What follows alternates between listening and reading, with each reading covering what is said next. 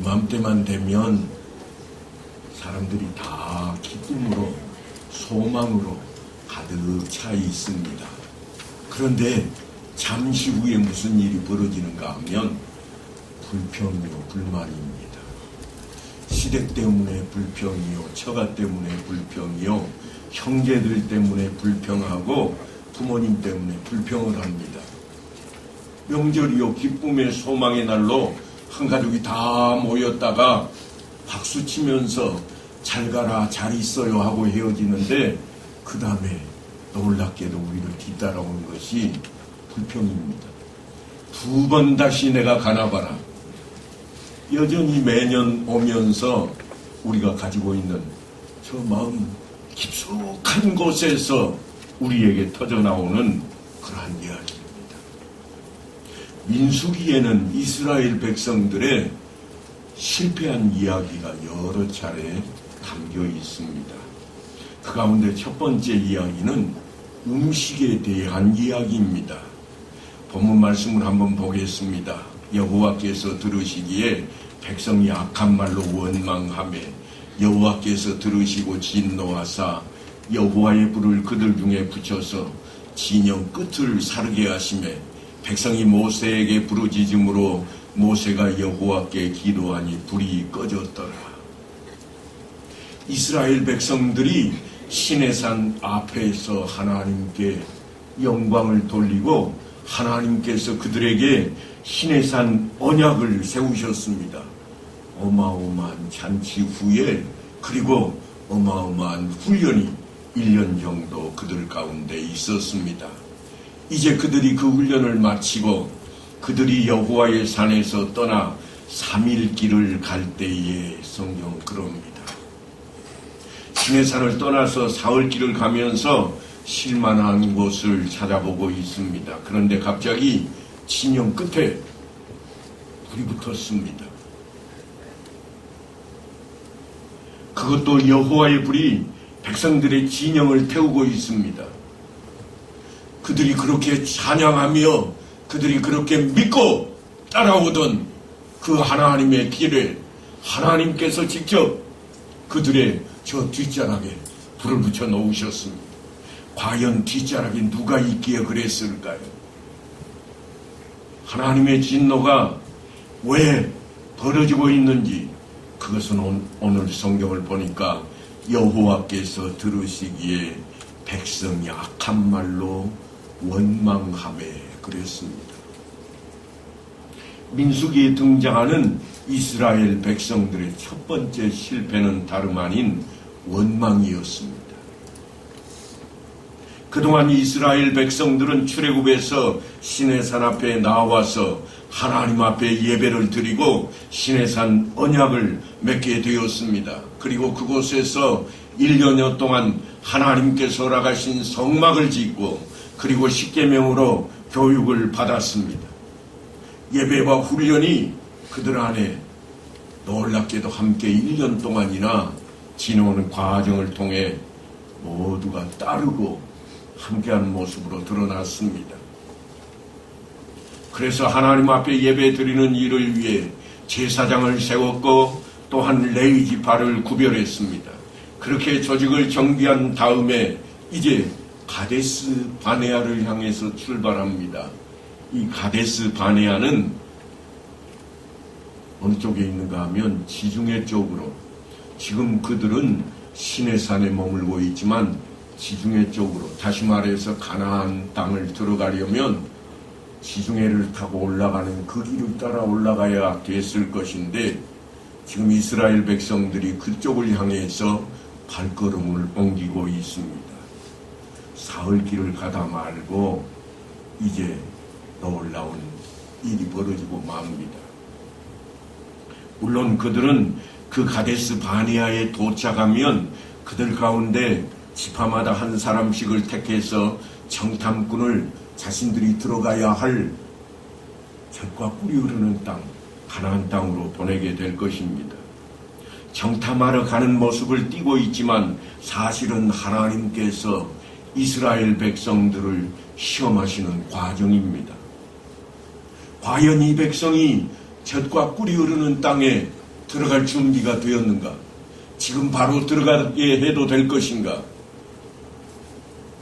그래서 정탐꾼을 보내었고, 하나님께서는 그곳을 향해 이스라엘 백성들이 대오를 지어서 올라가게 하실 때에 그들에게 성막과 법궤를 앞세우고 행진을 하게 만들었습니다. 하지만 그 길은 광야길입니다.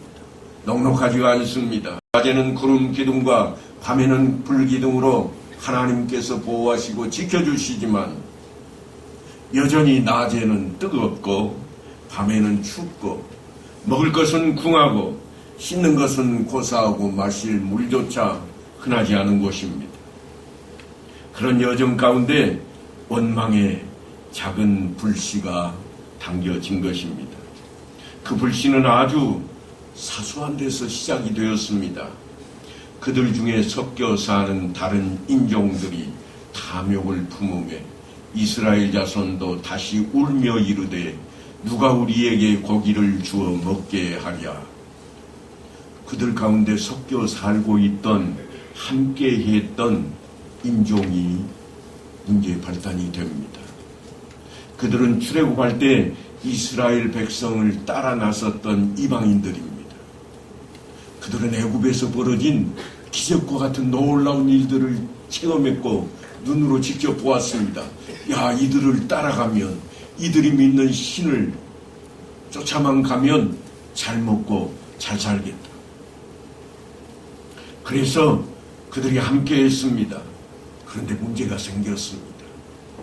잘 먹고 잘 살 줄 알았는데 1년이 넘게 뒤따라왔지만 별 볼 일 없어 보입니다. 고생길이 훤히 보입니다. 이제는 다시 애굽 땅으로 돌아가려고 해도 쉽지가 않습니다. 더군다나 음식이 영 입에 맞지를 않습니다. 우리도 해외여행을 하다 보면 늘 하는 말이 뭔가 하면 김치찌개에 된장국 한 사발만 있으면 원이 없겠다 그럽니다. 냄새라도 맡아보고 싶어 합니다. 그리고 어쩌다가 김치찌개가 나오면 사람들이 한결같이 하는 말이 속이다 후련하다 그럽니다. 이 사람들도 그것 때문에 마음속에 욕심이 드디어 원망으로 드러나기 시작한 겁니다. 싱싱한 오이를 한 입만 베어도 갈증이 싹 가실 것 같습니다. 그런데 1년 동안 시내산 아래에서 이스라엘 백성들이 제사장으로서 훈련을 받으면서 먹은 것이 뭔가 하면 만나뿐입니다. 만나는 밤에 이슬이 내릴 때 함께 내렸습니다. 성경에는 만나를 소개하기를 그 생김새가 가시와 같고 모양은 진주 같다 그랬습니다. 그것을 아침마다 거두어서 갈기도 하고 찢기도 하고 빵이나 과자처럼 만들어 그렇게 먹었습니다. 가시는 사실 우리나라에서 자라는 고수풀과 비슷합니다. 물론 동일한 건 아닙니다만 그 씨 크기는 우리가 농사짓는 벽씨 나달만 합니다. 그런데 진주처럼 열렸다고 하니까 벽씨처럼 길쭉한 게 아니라 동글동글한 물방울 모양으로 만나는 그렇게 날마다 그들 앞에 나왔을 것입니다. 그런데 허구한 날 만나만 먹고 있으니 질릴만도 합니다. 고기도 먹고 싶었을 겁니다. 야채도 생각이 났을 것입니다. 그런데 문제는 이방인들의 그 생각이 이스라엘 백성들의 마음을 흔들어 놓았다고 하는 겁니다. 섞여 살던 적은 무리인 이방인들의 생각이 삽시간에 온 백성들의 마음을 뒤흔들어 놓았습니다. 그 마음 속에 원망을 심어 놓았습니다. 그래서 이제는 이스라엘 백성들이 울면서 한탄하기 시작합니다. 우리가 애굽에 있을 때에는 값없이 생선과 오이와 참외와 부추와 파와 마늘들을 먹은 것이 생각나거든 이제는 우리의 기력이 다하여 이 만나 외에는 보이는 것이 아무것도 없도다. 이 구절만 읽다 보면 마치 애굽 땅에서는 아무런 값도 치르지 않고 그저 날마다 생선과 야채를 마음껏 먹은 것 같지만 사실은 많이 과장된 이야기입니다. 왜냐하면 원래 원망은 과장으로부터 시작하는 겁니다. 애굽에 있을 때 그들은 종살이하는 노예들이었습니다. 그러니까 혹독한 종살이를 하면서 그들이 취해질 수 있었던 것이 그런 것들이었다고 하는 겁니다. 그런데 이방인들, 적은 무리의 이방인들의 그 생각이 저들 앞에 온전히 퍼진 것은 무엇과 같은가 하면 조금만 넣어도 다 부풀어오르는 누룩과 같다 할 것입니다. 그래서 신약 성경에 보면 누룩을 주의하라 그렇게 주님께서 말씀을 하시고 누룩에 대한 비유가 등장할 정도입니다. 그들은 애굽 땅에서 종살이하며 살았습니다. 고센 땅은 그들이 있던 고센 땅은 나일강의 하류 삼각주로서 풍요로운 땅입니다. 1년에 한 차례 그저 크게 강물이 범람을 하면 위에서부터 쓸려 내려온 그 많은 흙탕물들이 그곳에 쌓여서 비료를 줄 필요가 없습니다. 농사짓기에 충분합니다. 그냥 씨앗을 뿌리기만 하면 잘 자랍니다. 그러니까 그 절기에 한 번만 그들은 보따리를 싸들고 어디로 가는가 하면 언덕 위로 올라갑니다. 언덕 위에는 마을들이 있습니다. 원래 그들이 살게 마련해 온 마을들은 다 산 혹은 언덕 위에 있습니다. 지금 강 쪽에 있을 땐 농사 지을 때만 그곳에 원두막을 치고 있는 겁니다. 그러니까 그 땅의 주인들, 다시 말해서 애굽의 갑부들은 모두가 다 그 농토를 가지고 있고 그 농토들은 누가 농사를 짓는가 하면 종살이하는 사람들이 짓는 겁니다. 지금 히브리인들이 처음에는 요셉이 총리로 있던 애굽 땅으로 가서 떵떵거리고 사는 그 자리가 다름 아니 고생 땅이었지만 나중에는 땅도 빼앗기고 모든 것 다 빼앗기고 자기 주인들을 위해서 일하는 일터전이 되어버리고 말았습니다. 그래서 그들이 그곳에서 농사를 짓는데 실제로 우리나라 학자들이 우리나라에 있는 씨앗을 가지고 그곳에 가서 심어 보았더니 비료도 주지 않고 관리도 하지 않는데 4배나 커다란 그러한 채소가 또한 열매가 맺힌다는 보고가 있습니다. 그 넓디 넓은 땅에 과일과 채소 그리고 곡물이 가득합니다. 뿐만 아니라 조금만 걸어서 강가로 나가면 마을마다 배에 한가득 실려있는 생선들이 있습니다. 풍성함이 그대로 드러난 땅입니다.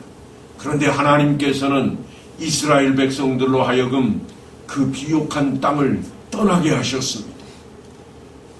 하나님께서 애굽을 징벌하실 때 그 땅을 이스라엘이 차지하게 하셨으면 틀림없이 그들은 그곳에 머물렀을 것입니다. 그런데 하나님께서는 그들이 있던 그 땅을 떠나게 하십니다. 그 나일강을 조금만 벗어나도 황량하기 그지없는 광야가 끝없이 펼쳐져 있습니다. 지금도 광야는 존재합니다. 하지만 이 광야에는 물만 가져다 부으면 땅이 아주 비옥하게 변하는 풍요로운 땅으로 변합니다. 그래서 요즘은 그 광야가 녹색지대로 많이 바뀌어가고 있습니다. 그런데 하나님께서는 이스라엘로 하여금 그 땅도 지나치게 만드십니다. 그리고 가끔씩 샘물이 솟아나는 오아시스도 만납니다만 여전히 오아시스도 지나치게 만드십니다. 그렇게 해서 마침내 도착한 곳이 어딘가 하면 시내산입니다. 시내산은 성지순례를 다녀오신 분은 아시겠습니다만 돌산입니다. 아침에 해가 떠오르면 돌이 전부 빨갛게 보일 정도로 완전히 돌덩어리 산입니다. 그 돌덩어리 산에 간혹 가다가 뭐가 있는가 하면 그곳에 우리가 잘 알고 있는 앙상한 시띠나무만 자라고 있습니다. 풀 한 포기도 잘 자라지 않는 땅입니다. 그 시내산 앞에 이스라엘 백성들을 불러 모아놓고 하나님께서 언약을 맺습니다. 하나님께서는 왜 그토록 비옥한 땅, 씨앗만 던져도 엄청나게 수확을 얻을 수 있는 그 애국 땅을 떠나게 하시고 척박하기 그지없는 시내산 앞으로 그들을 인도하셨을까요? 그것은 오직 하나입니다. 뭔가 하면 오직 하나님만 바라보게 하기 위함입니다. 하나님만을 의지하도록 만드신 하나님의 작전입니다. 하나님께서 이스라엘 백성들에게 일용할 양식으로 만나를 주신 것은 만나로 족하기 때문입니다. 왜 만나로 족하다고 말씀을 드리고 있는가 하면 만나는 예를 쓴다고 얻어지는 게 아닙니다. 그저 이슬이 내릴 때 그냥 생겨나는 겁니다. 물론 하나님께서 만들어내시고 있습니다만 만나는 욕심을 부린다고 쌓아둘 수 있는 것도 아닙니다. 하루가 지나면 다 썩어버리고 냄새가 진동합니다. 물론 안식일에는 그대로 유지되기도 합니다만 여전히 그러니까 무슨 말씀인가 하면 만나는 하나님으로부터만 얻을 수 있는 양식입니다. 은혜의 양식입니다. 그런데 원망의 소리가 들리기 시작했습니다. 누가 우리에게 고기를 주어 먹게 하랴. 우리가 애굽에 있을 때에는 값없이 생선과 오이와 참외와 부추와 파와 마늘들을 먹은 것이 생각나거든. 이제는 우리의 기력이 다하여 이 만나 외에는 보이는 것이 아무것도 없도다. 마치 우리하고 똑같습니다. 명절을 다가서게 되면 늘 마음속에 빨리 가야 되겠다는 생각이 들고 빨리 가족들을 만나야 되겠다는 생각으로 부풀어 오릅니다. 잠도 잘 오지 않을 정도가 되는 분들도 종종 있습니다. 그런데 막상 다 만나고 다 충족한 마음이 들고 난 뒤에는 슬그머니 원망 덩어리가 올라오기 시작합니다. 비교를 합니다.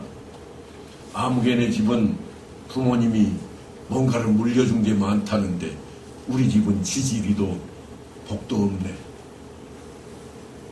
아무개 집은 가족 중에 형제 중에 누군가가 큰 부자가 있어 그 덕에 잘 사는 길을 열었다는데 우리 집에는 왜 아무도 잘 사는 사람조차 없는가.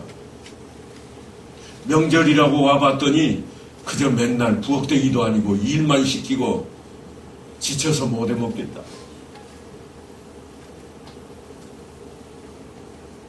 사소한 데서부터 원망은 시작하지만 마침내는 사람들의 눈을 가려버리고 맙니다. 본질을 잊어버리고 은혜를 못하게 되며 사모했던 생각은 다 사라지게 만들어버립니다. 자신들이 무엇 때문에 그 자리에 와 있는지 본질을 다 놓쳐버립니다. 그 사명을 보지 못하며 끝내는 하나님을 바라보지 못하게 되었습니다. 그래서 원망은 아주 사소한 것 같지만 결국은 커다란 실패를 우리에게 안겨주는 겁니다. 이것이 원망이 가지고 있는 너무나도 무서운 점입니다.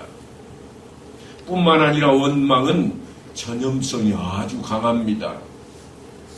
무심코 내뱉은 원망의 작은 불씨가 삽시간에 공동체 전체를 태워버립니다. 마치 누룩처럼. 그래서 하나님께서 맞불 작전으로 대응을 하고 계십니다. 맞불 작전은 사실 산악지역에서 산불이 났을 때 주로 사용하는 지혜로운 방법 가운데 하나입니다. 산불은 그냥 진화하려고 하면 힘듭니다. 바람 때문에 순식간에 다 타버립니다. 그래서 어떻게 하는가 하면 미리 바람 방향을 보고 불길이 다가오는 쪽에 작은 불을 피워서 태워버립니다. 그러면 불길이 어디까지 오는가 하면 타버리고만 그 자리까지 오다가 더 이상 번지지를 않는 겁니다. 신기하게도 산불은 그곳까지만 번지다가 꺼집니다. 오늘 하나님께서 진영 끝자락에 불을 붙이신 이유가 뭔가? 여호와의 불이 진영 끝자락에 붙었다 하는 이 말씀은 하나님께서 다름 아닌 이 맞불 작전을 지금 펼치고 계시는 겁니다. 원망의 불씨가 그들 가운데 싹트기 시작하고 그냥 순식간에 번지기 시작하자 하나님께서 맞불 작전을 펼치셨습니다. 백성이 악한 말로 원망하며 여호와께서 들으시고 진노하사 여호와의 불을 그들 중에 붙여서 진영 끝을 사르게 하시며 원망하는 그들에게 여호와의 불을 보내셔서 그 원망하는 마음을 소멸시켜 버립니다. 더 이상 번지지 못하게 하고 있습니다. 원망의 불길이 이스라엘 전체를 다 휘감아 버리기 전에 하나님께서 여호와의 불길로 원망하던 입술들, 그 육신들을 다 태워버린 겁니다. 원망하는 자들은 순식간에 불로 태워버렸습니다. 그래서 그곳 지명이 불에 타버리다 하는 히브리어로 디베이라 혹은 다베이라라고 부르는 그 단어를 사용하고 있습니다. 다베이라 우리말로는 좀 어렵습니다만 사실 그들이 이 말을 읽을 때 우리 귀에 뭐라고 들리기 쉬운가 하면 다베라 그렇게 들리는 겁니다. 그래서 성경에는 다베라라 그렇게 기록을 해놓고 있습니다. 이 다베라의 실패는 모세에게 아주 힘들게 했던 사건 가운데 하나입니다. 백성의 온 종족들이 각기 자기 장막문에서 우는 것을 모세가 들으니라. 그 일로 인해 모세가 하나님 앞에 직접 탄원을 합니다. 하나님, 어찌하여 주께서 종을 괴롭게 하시나이까? 어찌하여 나의 목전에서 은혜를 입게 아니하시고 이 모든 백성을 내게 맡기사 내가 그 짐을 지게 하시나이까? 나 도저히 이 일 힘들어 못 해먹겠습니다. 그렇게 모세가 하나님 앞에 엎어지고 있습니다. 더 이상 혼자서 책임질 수 없는 자신의 모습을 보며 모세는 하나님 앞에 몸부림치고 있는 모습입니다. 뭐라고까지 하는가 하면 이 모든 백성을 내가 배웠나이까? 내가 그들을 낳았나이까? 어찌 주께서 내게 양육하는 아버지가 젖먹는 아이를 품듯 그들을 품에 품고 주께서 그들의 열조에게 맹세하신 땅으로 가라 하시나이까? 이들은 내가 낳지도 않았고 내 후손도 아닌데 내가 이들을 다 이끌고 이곳에 해가면서 가야 되겠습니까? 우리식으로 하자면 팔자로 여겨야 되겠습니까? 지금 그 이야기를 하고 있는 겁니다.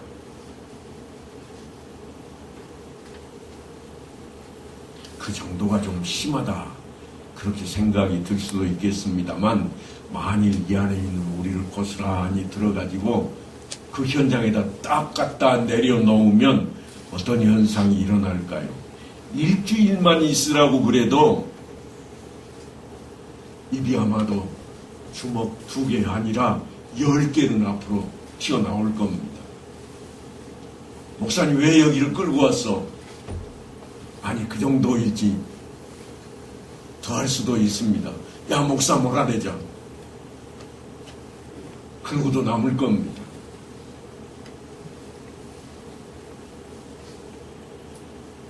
우리를 이스라엘 백성들을 그곳에 가져다 놓는다면 아마도 원망이 그보다 더했을지 모릅니다. 왜냐하면 우리는 누릴 거 다 누리며 살잖아요.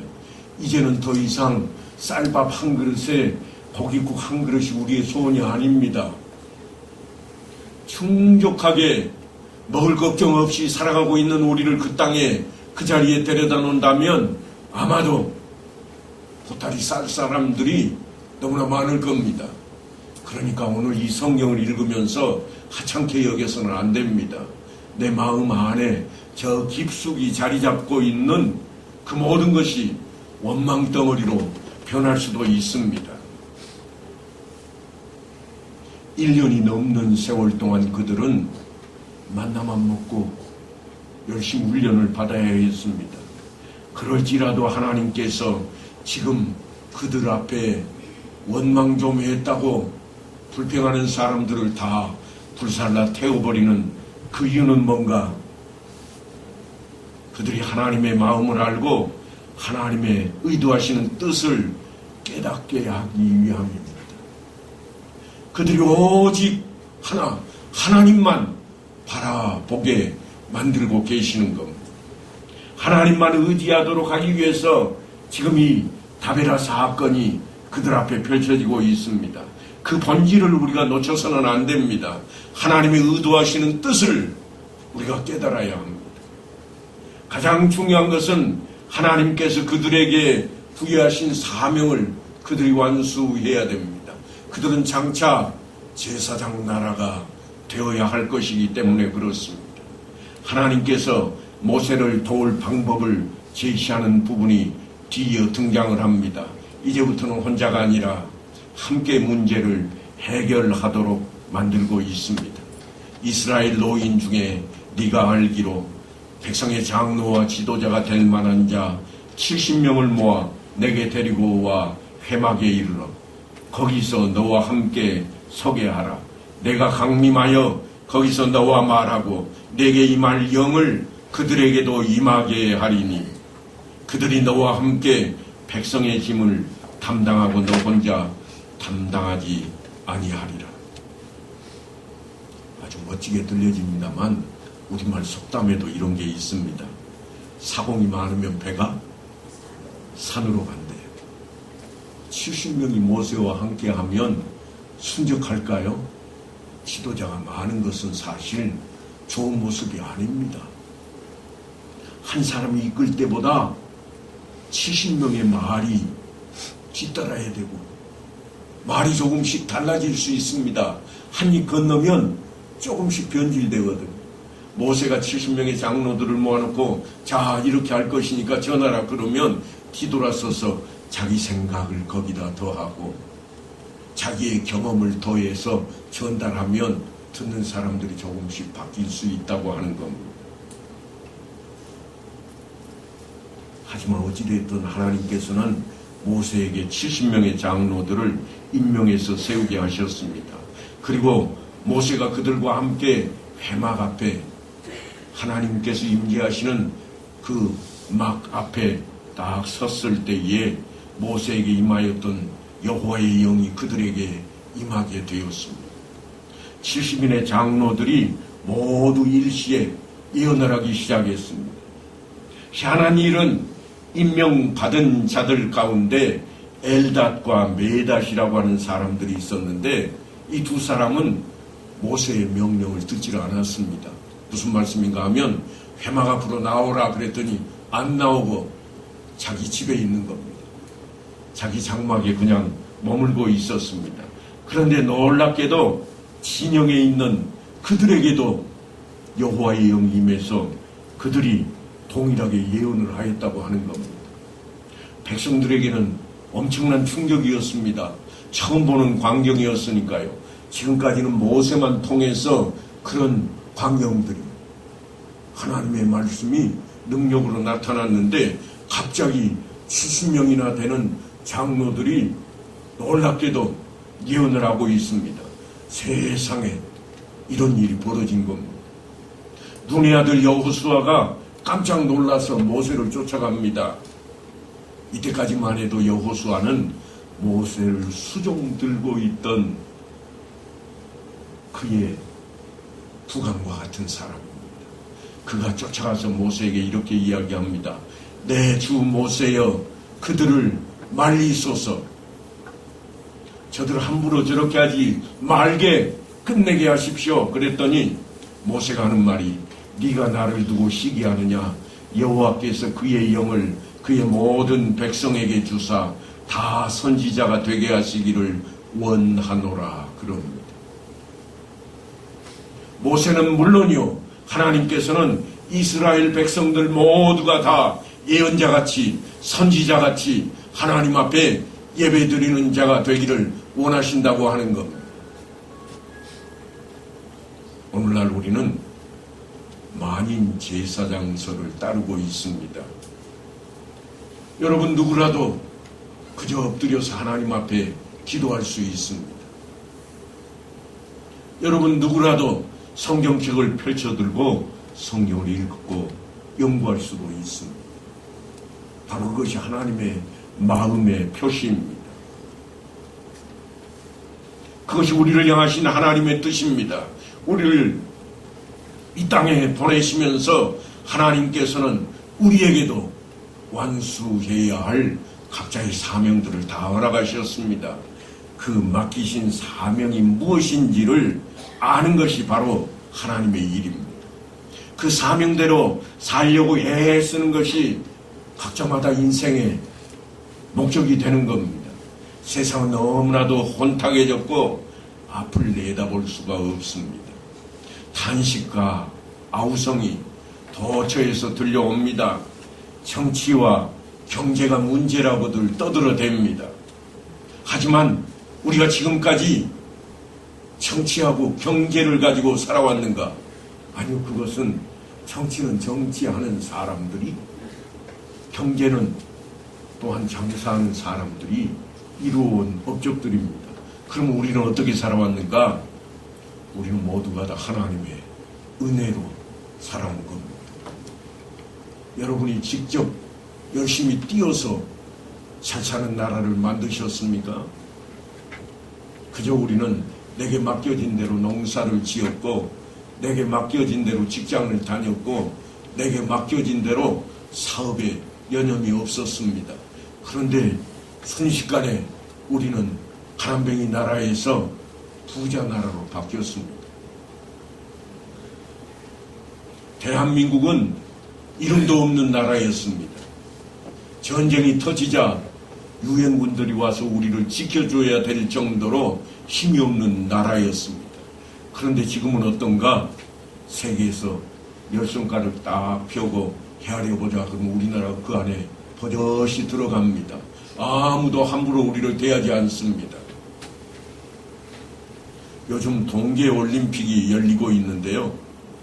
언제부터 우리가 동계올림픽 생각이나 했겠습니까? 길어야 60년입니다. 그런데 지금은요, 태극기가 그 안에 휘날린다. 사람들이 이번에 한국 사람이 우승할지도 몰라, 그렇게 외친다고. 우리가 인구가 많기를 합니까? 우리는 많아봐야 5천, 아니 그거 안 될지 모릅니다. 그런데 수십억을 가지고 있는 인구 많은 나라들하고 당당하게 시합을 하고 있습니다. 그게 우리의 현주소입니다.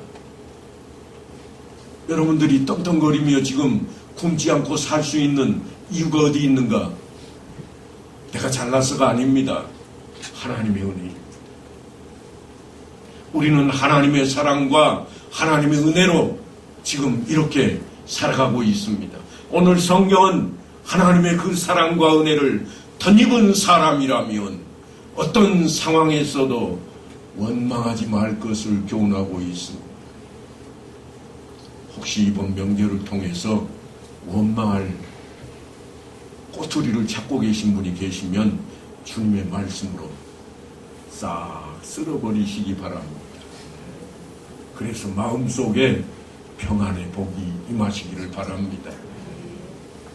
그래야 놀라운 은혜가 그 가정 안에 펼쳐지게 될 것이고, 그런 가정을 하나님이 보신다면 하나님의 놀라우신 복으로 지금보다도 몇 갑절 되게 넘치게 허락하실 것입니다. 그것이 다베라 사건이 우리에게 주는 교훈입니다. 사랑하는 성도 여러분, 아직도 원망과 불평이 우리 가슴 속에 어딘가에 들어있다면 제발 아무리 사소한 원망과 불평일지라도 그것이 자라서 우리로 하여금 하나님을 바라보지 못하게 만들 그러한 자리로 갈 수 있으니 하나님의 은혜로 하나님의 말씀으로 빗자루를 삼아서 싹싹 쓸어서 대보름 되기도 전이지만 깨끗하게 청소하시고 과감하게 쓸어내려버려서 하나님의 말씀으로 소망을 보는 그런 성도들 되시기를 원합니다. 그래서 하나님을 찾고 하나님을 만나고 말씀을 묵상하며 기도 가운데 하나님께서 주시는 능력과 지혜를 소유하는 귀한 성도들, 귀한 가정들이 다 되시기를 간절히 축원합니다.